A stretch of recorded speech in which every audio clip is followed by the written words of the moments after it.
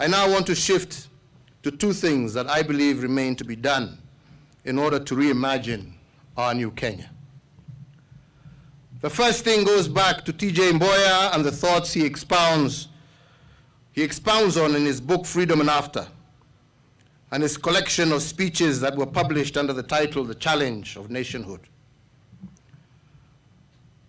50 years ago, Mboya warned Kenyans against constitutional rigidity.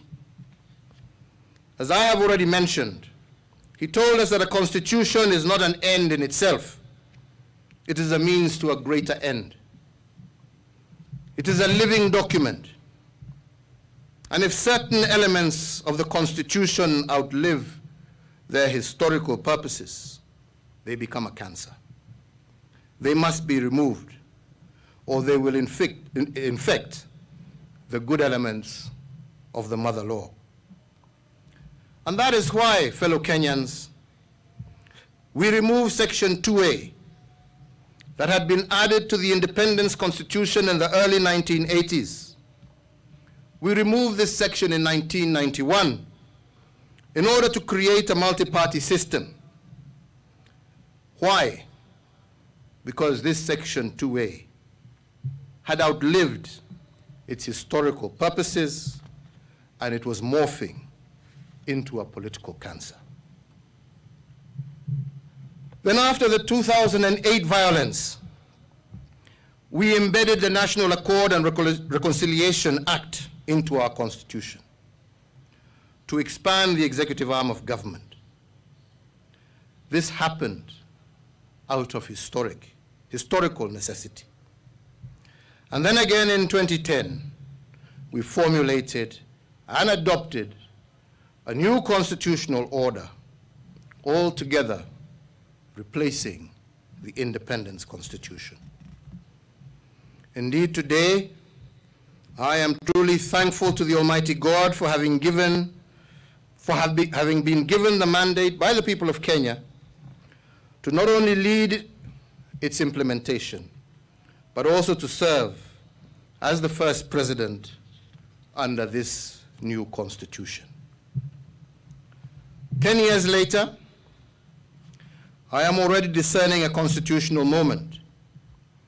And I want to be clear, not a moment to replace the 2010 Constitution, but one to improve on it.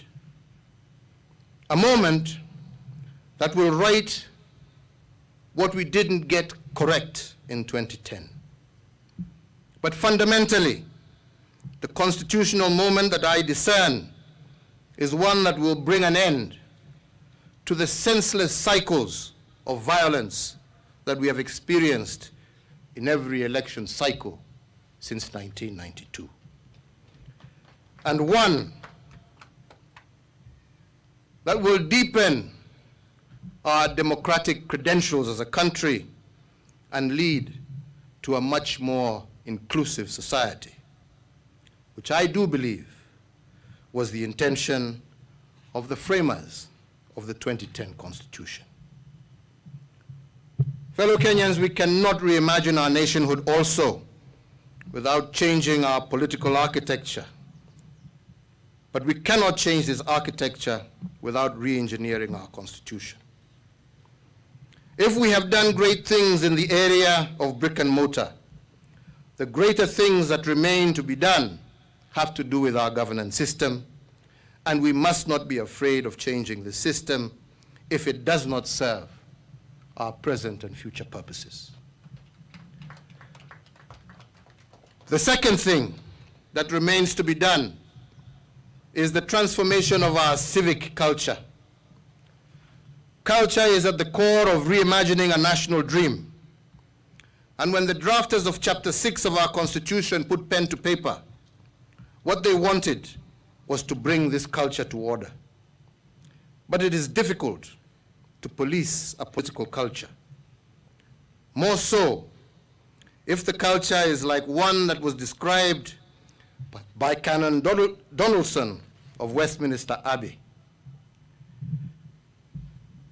Canon Donaldson, on March 20th, 1925, spoke of a culture that thrives in politics without principle, wealth without work, pleasure without conscience, knowledge without morality, science without humanity, and worship without sacrifice.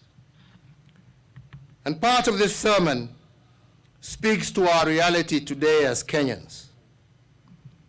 If we are to push the reset button and reimagine our dreams as a nation, we must transform our civic culture to one that is based and biased towards duty, hard work, and integrity.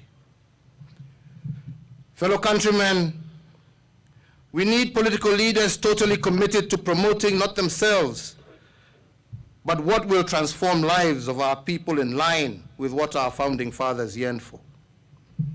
Indeed, as Martin Luther King Jr. said, and I quote, "We need political leaders not in love with money, but in love with justice. Not in love with publicity, but in love with humanity." End of quote. Finally, fellow Kenyans, I want to address in brief our national response to the coronavirus pandemic, because I will be addressing you again on this issue in a few days to come. As a caring, responsive government, and to cushion all Kenyan households against the economic shocks triggered by the coronavirus disease, we continue to progressively roll out targeted measures to sustain livelihoods. We have reduced taxes to enhance affordability of all products by reducing VAT from 16% to 14%, and increase the earnings and purchase power of all employees by reducing pay as you earn. But we have also incentivized business to retain staff and operations by reducing corporation tax. Last Saturday, I also announced an 8-point economic stimulus program that will see additionally us sending a further Kenya shillings 53.7 billion to Kenyan households.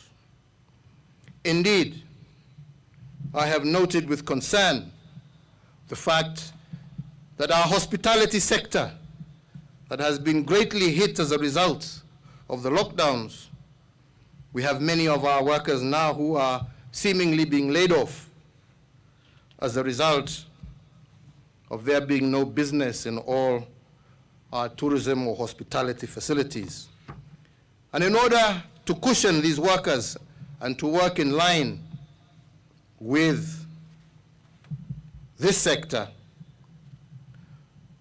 my administration will focus on an intervention by offering an initial 2 billion shillings from the Exchequer to support hotels and all related establishments and to ensure that they are able to maintain their staff complement.